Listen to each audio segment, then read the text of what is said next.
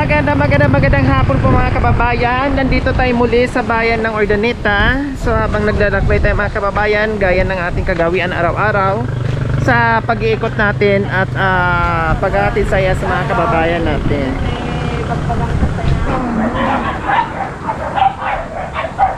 So dito sila, paano pag bumaha dyan?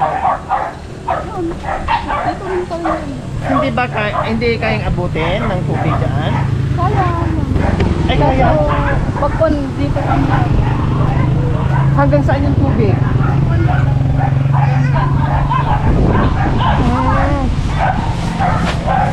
Diyos ko, delikado, no? Lalo na pang mga bata. Delikado. Pwede tayo mampasok doon sa loob?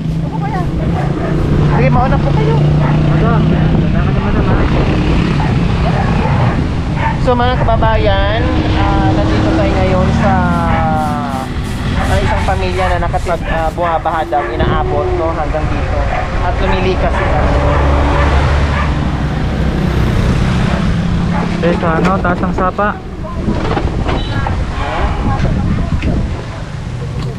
Ayun, nandito na yung bahay nila, nakapasok din tayo, no. So, ay paano pag naulan? Paano pag naulan, ate? Pagpon, doon kami kay mother. Pero Lumilikas kayo? Doon kami nagluluto kami. Saan ka nagluluto? Sa may baba. Sa may baba pa. So aakyat ay bababa na naman kayo. Tapos akyat uli. Ito lang, simple yung bahay namin. Anong pangalan ni ate? Bernadette El Balo. Bernadette. Bernadette El Balo. Bernadette Quarantine Pass? Ayun. Bernadette, ilang taon ka na ate Bernadette? Mag-29. 29 ka pa lang?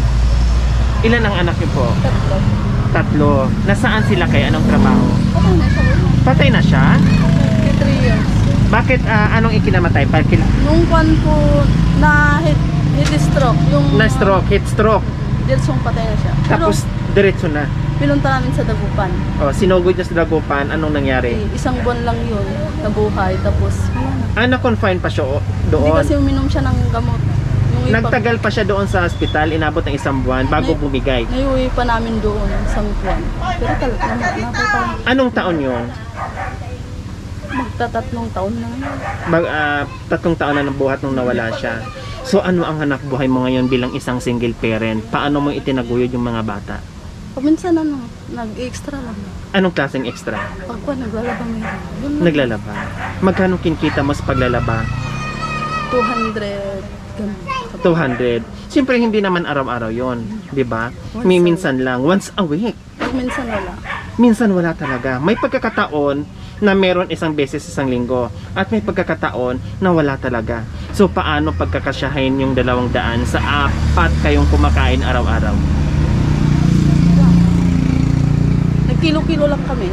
Bibili ka ng kilo o sa 4 kayong kumakain, di ba? 3 anak mo, pang-4 ka. So ilang kilo ang bibilhin mo para magkasya na naman sa isang buong linggo yung kainan? Isang limon ganun. Isang limon? Isang kaban. Isang limon? Pag isang buwan yun, isang kaban. Isang buwan, Muutang lang kami sa kapatid ko. umuutang ka. Kumbaga gumagawa ka ng paraan. Kinakasya yun. Pinagkakasya. Tapos syempre yung 200 pambili na lang ng bigas. Paano yung ulam? Wala. Anong madalas inuulam nyo? Gulay, ma'am. Gulay. Pakbet. Pakbet. Naranasan ng mga bata o kayo na minsan sa isang araw hindi kayo nakakakain? Pero hindi po kuya kasi pag ano ako ng mga kahoy, nagtitinda. Gumagawa ka ng paraan, dumidiskarte ka, nangangahoy ka, and then ititinda mo rin. So magkano naman din ang kinikita mo pag mga ganyan? Mura lang, mga 100. 100. Isang tali, magkano? 10. 20. So papunta ka ngayon ng bukid. O kaya dyan sa sapa. Tinda doon. Tapos ibenta nyo doon sa mga tinda-tindahan. So ano yung pinakamalaking problema na napagdaanan mo sa buhay mo, ate? Yung pagkuhan ba ha? Ganun. Pag walang makain, okay lang. Pero nagmagawa ko ng paraan para may makain. Yung mga anak ko, grade 1 to grade 2. Grade 1, Yung isa. nandoon sa ilalim yung isang grade 1. Hi, Nat! Ayan. Nandito kami sa second floor. Nagtatrabaho ako yung mga Tapos, sasakyan. ang anak mo tatlo, nandito lahat, mga anak mo? Yung isa, yung dalawa lang. Yung isa nasa kay ate ko. Bakit nasa kay ate mo yung isa? Pag kinder kasi na siya, Hmm? bibigay din ako. Magkikinder 5 taon. 5 taon na yun nandoon. So, tinutulungan ka ng ate mo. Yung isa kong kapatid, minsan. Tinutulungan ka. Kahit pa paano, nakakapagbigay sila sa'yo. Kunti lang. Kung ano lang yung kayang ibigay nila. O kahit pa paano, may nagbibigay sa'yo. No? Nakakatakot itong mga bata. Inaalala mo yung mga bata. No? Naka-experience na ako ng mga baha. Ganun. Na, Malalim. na tinanga yung bahay. Gano'n? Na-experience mo na yon. Yung pinsan ko, Oh. nahulog yung mga... Gamit nila. Oo, nandun na. Pero wala na. Mga damit. So buti na lang si ate hindi nag-asawa uli. Ayaw niya na mag-asawa uli. Bakit? Yung mga anak ko na lang. Ayun, tama yun. Priority yung mga anak, no? Lalo na meron kang babaeng anak, no? Hindi natin alam yung mapangasawa mo uli kung tulad din sa asawa mo noon, no? Na mapagmahal sa mga anak. Minsan kasi pag mga asawa tayo uli, no, nagkakaproblema din sa pangalawang asawa, and then meron pa tayong anak na babae, no? Okay. Sige, meron akong munting biyaya sa iyo ate na ibibigay sa iyo na nanggagaling po sa ating mga sponsor na talagang merong may ginintuang puso, no? Okay. So ayan ang bahay ni Ate Bernadette, no, nandito sa itaas ng sapa. Sabi ni Ate Bernadette, ilang beses na siya nakaranas dito ng baha at nakakatakot. At minsan pa nga yung ibang bahay dyan no, nadadala, natatangay sa ragasan ng tubig. And then dito, ito lang, nandito na lahat, nandito na yung kwarto nila, pagkainan nila, ayan, mga kaldero, nandyan na lahat sa isang kwarto, no? And then, nilagyan na lang ng kapirasong bintana dyan para may paglulusutan ng hangin kasi pag tag-init, Ate Bernadette, sobrang init ito, sobrang init, no? Kasi yero, and then yung din, yung dingding yero din, napakainit. No, buti nang tag-ulan kahit paano naibsan yung init. So ganyan lang po, no, sobrang payak na pamumuhay ni Ate Bernadette at single parent pa mga kababayan at 3 ang anak. Dumidiskarte, buhay ay naglalabada minsan sa isang linggo, isang beses, minsan wala pa talaga, 200 lang yun bawat isang laba, and then ang diskarte na lang niya minsan is yung pangangahoy, nangunguha ng kahoy, minsan maka 100, no?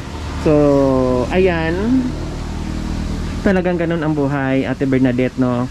Pero swerte pa rin ng mga anak sa iyo dahil kahit papaano ang hirap ng buhay, nandiyan ka, hindi ka sumuko, no? Bilang isang single parent, gumagawa ka ng paraan para sa mga anak mo na mabuhay sila, no? Huwag mawalan ng pag-asa, tuloy-tuloy lang ang buhay dahil ganun talaga, wala tayong ibang paraan, hindi natin pwedeng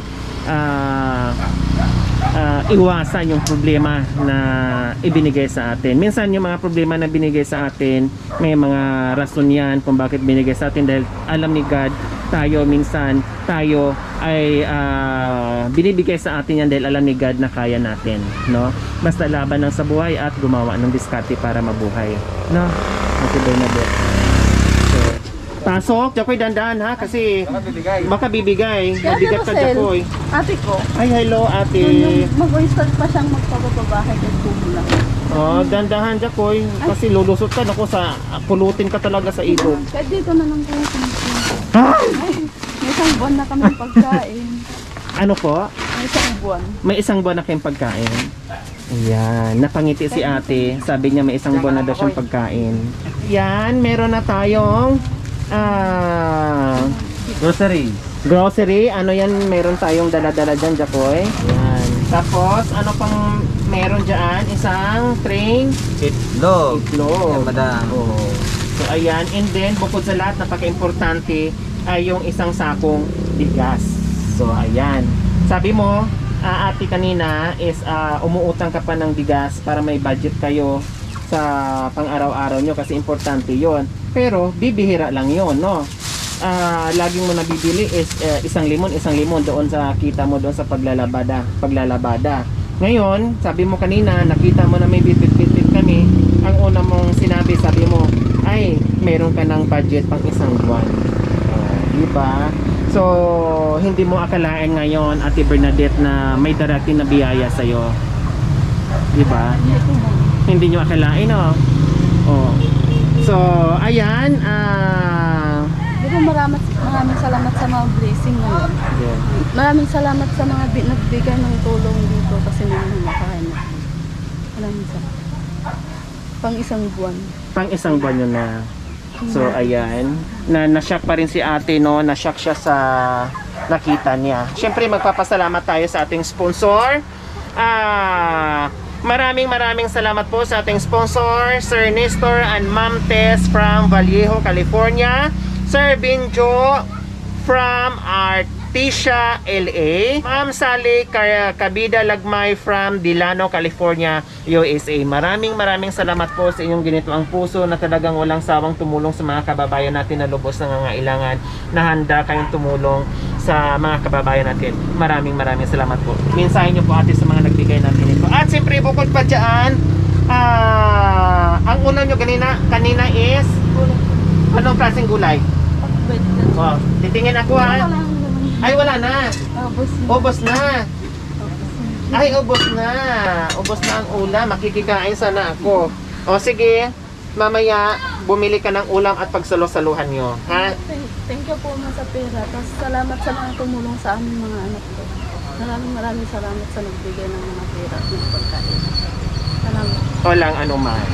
So, pagdamutan, Ate Bernadette, yung aming nakayanan para sa pamilya mo, no? Alam ko kung gaano ka kasaya ngayon sa natanggap mo ngayon, no? At sabi mo nga kanina, mayroon ka ng pang isang buwan. So, hindi ka na masyadong mamumblema ngayon sa loob ng isang buwan, kahit paano kung mayroon kang income, maitatabi mo yon para pag naubos na yaan, meron ka na namang madudukot at pambili na naman, no?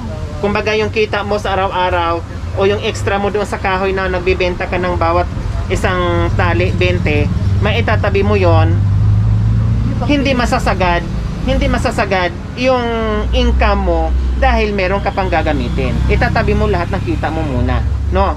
Okay. So, maraming salamat po muli kay Sir Nestor and Ma'am Tess from Vallejo, California. Sir Binjo from Artesia, LA.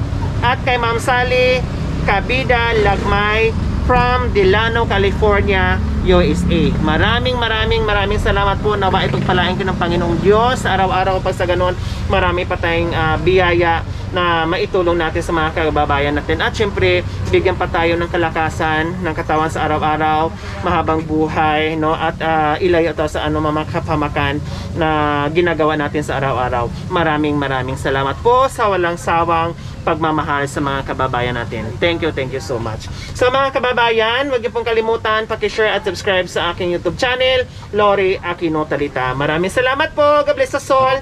Bye! Nakakatakot, no? Kasi umuuga-uga siya. Kaya nga hindi kami lahat, hindi ko pinapasok lahat. Ako lang at saka yung itong isa. Dahil delikado, no? Baka mamaya bibigay at ay nako, doon tayo lahat pulutin talaga.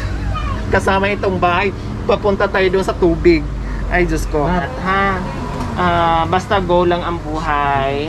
At magdasal, huwag kakalimutan dahil yan ang number 1 sandatan natin, no? Yung ating Panginoong Diyos. Kaya laban at gumawa ka ng diskarte para sa mga anak natin, no? Hi anak ko! Hello anak, ang bait-bait. Dandahan anak ko ha, ako natatakot.